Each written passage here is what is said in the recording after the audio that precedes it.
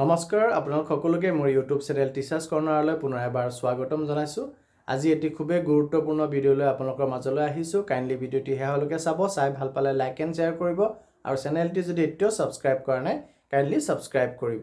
14 ফেব্ৰুৱাৰী তাৰিখত আমি সদৌ অসম অবাধিকৃত শিক্ষক কৰ্মচাৰী সংস্থাৰ নেতৃত্বত 19,527 গৰাকী শিক্ষক কৰ্মচাৰীৰ উপস্থিতিৰে আমি দিছপুৰ চলো কাৰ্যসূচী ল'ম। বেতন সুৰক্ষাৰ দাবীত আৰু লগতে চাকৰি নিয়মীকৰণৰ দাবীত আমি অহা বৃহস্পতিবাৰ 13 ফেব্ৰুৱাৰীত গুৱাহাটী চচলত মানে আমৰণ অনশন কাৰ্যসূচী ৰূপায়ণ কৰিবলৈ আগবাঢ়ি আহিছোঁ। বিষয়াসকলক লগ কৰিছোঁ আৰু কয় এতিয়া মোৰ সাধ্যৰ বাহিৰত এতিয়া আপোনালোকে CM ছাৰক লগ কৰক। আমি CMকো লগ কৰিছোঁ। CM ছাৰে লগ পালে কয় যে আমাৰ এইটো কৰি আছোঁ হ'ব বুলি কয়, কিন্তু সেইটো কামটোৱে হৈ নুঠিল এতিয়ালৈকে।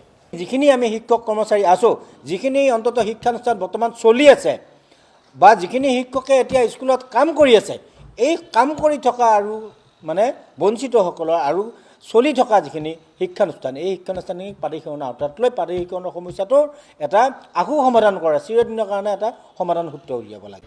15 দিনৰ ভিতৰত আপোনালোকক কিবা আলোচনা বিলোচনা কৰি মাতা হ'ব, কিনো হ'ব অভিযোগ।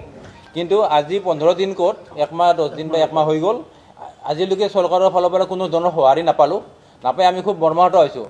দীৰ্ঘদিন ধৰি অপ্ৰাদেশিক হৈ থকা শিক্ষানুষ্ঠান আৰু 13 চনত বঞ্চিত আৰু 21 চনত বঞ্চিত শিক্ষানুষ্ঠানবিলাকৰ শিক্ষকবিলাকৰ বা কৰ্মচাৰীসকলে প্ৰাদেশিকৰণৰ কাৰণে আন্দোলন কৰিছোঁ, ধৰ্ণা কৰিছোঁ, অনশনৰ কাৰ্যসূচী লৈছোঁ।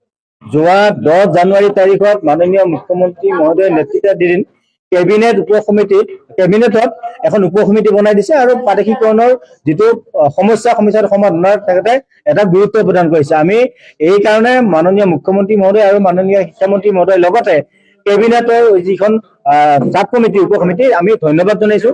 সমান্তৰালভাৱে নটিফিকেশ্যনত উল্লেখ থকা ধৰণে তেওঁলোকে আমাৰ লগত আলোচনা কৰি আমাৰ লগত মত বিনিময় কৰি তেওঁলোকে এখন প্ৰতিবেদন প্ৰস্তুত কৰিব লাগে আৰু সেয়া 15 ফেব্ৰুৱাৰীৰ ভিতৰত তেওঁলোকে এই প্ৰতিবেদন প্ৰস্তুত কৰি মাননীয় মুখ্যমন্ত্ৰী মহোদয়ক দিব লাগে। কিন্তু আমি লক্ষ্য কৰিছোঁ আৰু ইতিমধ্যে যোগাযোগো কৰিছোঁ যে যিখন কেবিনেট উপসমিতি মাননীয় শিক্ষামন্ত্ৰী মহোদয় আৰু জয়ন্ত মল্ল বৰুৱাদেৱ আৰু কেশৱ মহন্ত ডাঙৰীয়াদেৱ এওঁলোকে মানে আমাৰ সদৌ অসম অপাধিকৃত শিক্ষক কৰ্মচাৰী সংস্থাৰ লগত কোনো আলোচনা বা কোনো মত বিনিময় নকৰাকৈ তেওঁলোকে নিজাববীয়াকৈ এখন প্ৰতিবেদন প্ৰস্তুত কৰাৰ প্ৰস্তুতি তেওঁলোকে চলাই আছে।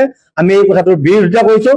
যিহেতু নটিফিকেশ্যনত লিখা আছে আৰু আমি দীৰ্ঘদিন ধৰি আমি আন্দোলন কৰি আছোঁ, প্ৰতিবাদ কৰি আছোঁ, আমাৰ সমস্যাখিনি উপস্থাপন কৰিবৰ কাৰণে এই কমিটিখনৰ লগত এখন কম্বাইন চিটিং এটাৰ কাৰণে ইতিমধ্যে আমি শিক্ষামন্ত্ৰী মহোদয়ক আমি আবেদনো জনাইছোঁ যোৱা 24 জানুৱাৰী তাৰিখত, কিন্তু আমাৰ আবেদনখনক অগ্ৰাহ্য কৰি তেওঁলোকে আমাক অন্ধকাৰত ৰাখি আমাৰ সমস্যাখিনি এই কেবিনেট সমিতিত উপস্থাপন কৰিবৰ কাৰণে আমাক সুবিধা নিদি তেওঁলোকে নিজাববীয়াকৈ যি প্ৰতিবেদন প্ৰস্তুত কৰি আছে ইয়াৰ বিৰোধিতা কৰিছোঁ।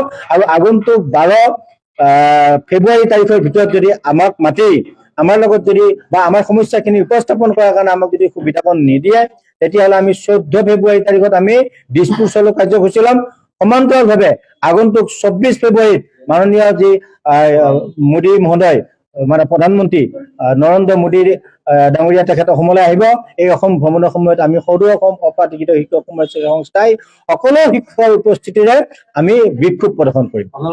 মঞ্চৰ পৰাই মাননীয় মুখ্যমন্ত্ৰী আৰু শিক্ষামন্ত্ৰী মহোদয়ক ধন্যবাদ জনাইছোঁ, যাতে মাননীয় মুখ্যমন্ত্ৰী আৰু শিক্ষামন্ত্ৰীয়ে আমাৰ এই জ্বলন্ত সমস্যাটো যিটো আমাৰ সদৌ অসম অপাদেশিত শিক্ষক সংস্থাত আমি 2013 আৰু 21 চনৰ যিখিনি বঞ্চিত শিক্ষক, এই সমূহ শিক্ষকক যাতে কোনো কাৰণতে বাদ নিদি আমাৰ সমস্যাটো তেওঁলোকৰ জ্বলন্ত সমস্যা বুলি ভাবি আমাক অতি সোনকালে আমাৰ এই